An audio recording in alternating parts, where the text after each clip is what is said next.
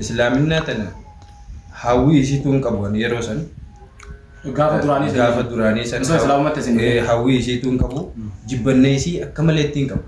Jibbannee isii immoo abbootii teenyaan nu dhaalchise waan ta'eef abboonni keenya jibbannee islaaminaa tana muslim gadaayinoo qoraacinoo falaacinoo jedhaniiti hedduu nutti haasawan. Yeroo masgida biraawuu gartee gara ummaa fi abbaan kiyya jiranitti imalutti masgida sana dabarsan malee numan taane jechuudha. Wantoota hamaa tokko achi jiran aan jedhan. Abbaan keetiif ummaanti. Masgida bira yookaan immoo firoottan ummaati yaatu naan jedhatu. Du'imummaa irra nu guddisaa ture. Kanaaf islaaminaan ammoo eegeetti seenne sanii miti. Duraan akkam siin jedhan islaamummaan duba islaamummaan nama ajjeefti gartee sukanniin qabdu dhiiga namaa ganneeti. Maali isin fakkeenyaaf dhaloonni ammaan tana dhaloota sooshaal miidiyaa wal quba qabu dhaloota teekinooloojiiti dhaloota ammayyaawaa. Gaafa san fakkeenyaaf hawaasummaan amantaa birootu ka amantaa musliimaa wajjin uummata hariiroo amantaa islaamaa wajjin qabu ka jiraatu ni jira. Gaafa san isin uummata islaamaa wajjin jiraachaa jirtanii? Gaafa san uummata islaamaa wajjin jiraachaa jiru. Wanni jiru uummata islaamaa wajjin jiraachaa akka hin jiraanne nu godhe yeroo san keessatti ani ganda ummatiyyattiin dalage achirraa garatee achittiin gudde abbaa kiyyaa waan beeku hagailaa waggaa 11 akkana. Kanaaf isaan nan saniituuf jalatti na qabee adeerran kiyya qeesidha akaakoon kiyya qeesi eessumni kiyyaas qeesidha. Duuba haala kanarraan ture achi keessa mataskaana keessa naan qadhu barnoota irraa hin fudhadhaa. Barnoota hedduun fudhachaa ture. Barnootaan fudhadhee kana keessa rabbiin gartee gaa akka fedhe qaba. Nama qajeelchu fedhe abbaa fedhe ni qajeelcha. Kanaaf garuu isaan qajeeluma kiyya kana hedduu hin feene naan deessu ture. Osoo achittiin turin osoo achittiin dabriin fakkeenyaaf sadarkaa barnoota beetkiristaanaa keessa barattu hamma sadarkaa kamii barachaa turte? Hamma diqqinnaatti barachaa ture. Diqqinna waggaa jedhama. Diqqinna jechuun darasaa leenjitu jechuudha. Darasaa leenjitu yookaan immoo manzilaan sadarkaa qeesummaa hin geenye jechuudha. Sanbattamaarii diran ture.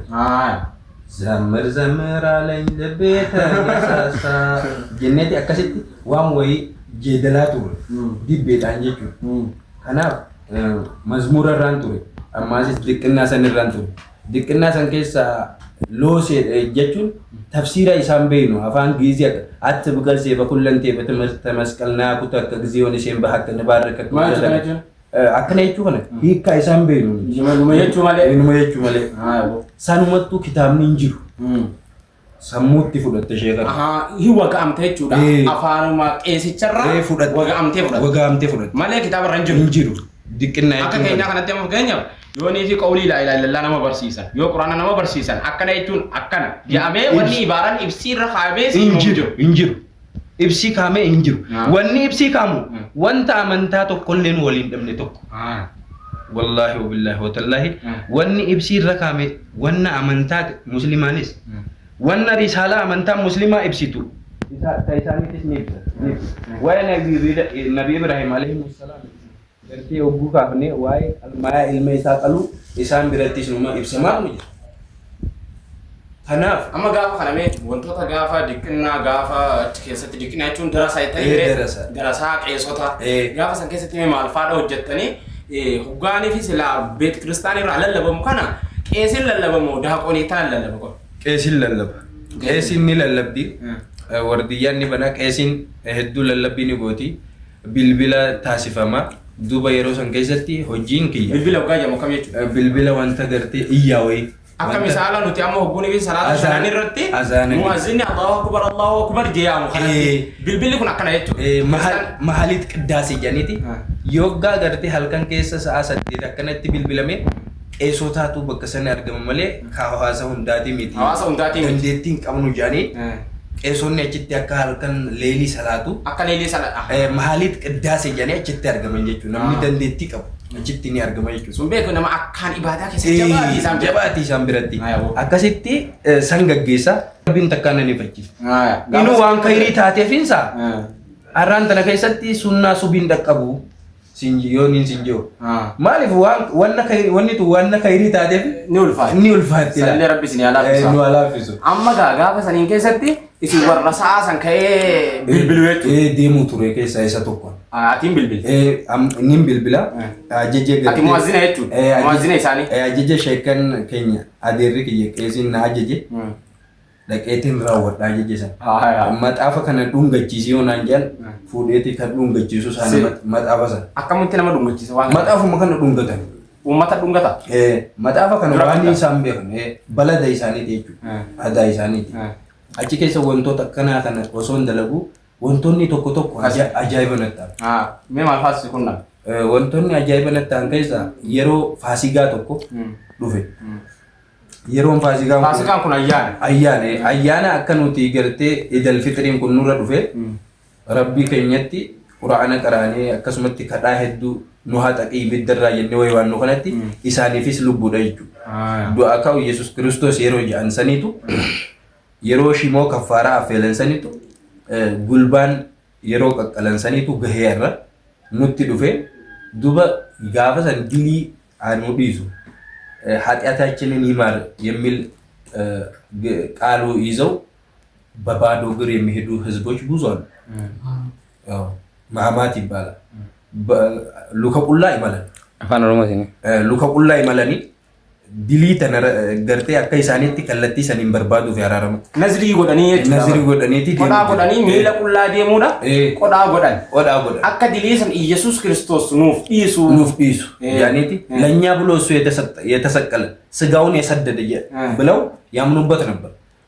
ግን ደግሞ ያ መንገድ ትክክል እንዳልሆነ በልጅነት እድሜ አሳወቀኝ አላህ አዋሰኛ duba wannichi sun akka waan hin taane ta'u rabbiin achuma keessatti ana faaminaa kenne.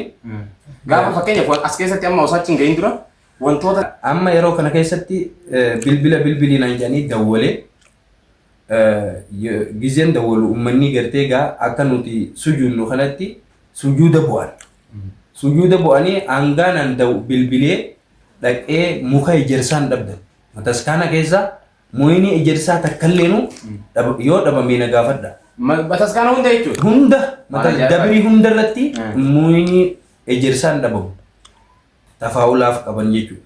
Muka ejersaa kana deem muree fidinaan jedhanii muree fidee duuba gamaa gamana dhaabbanne dubartiilleen akka dubartiitti albaasaata uffanneeti dubartiillee akka dubartiitti dhiirallee akka dhiiratti gaafanne. Gizee gaafannu keessatti hikmaa rabbii naa kenna.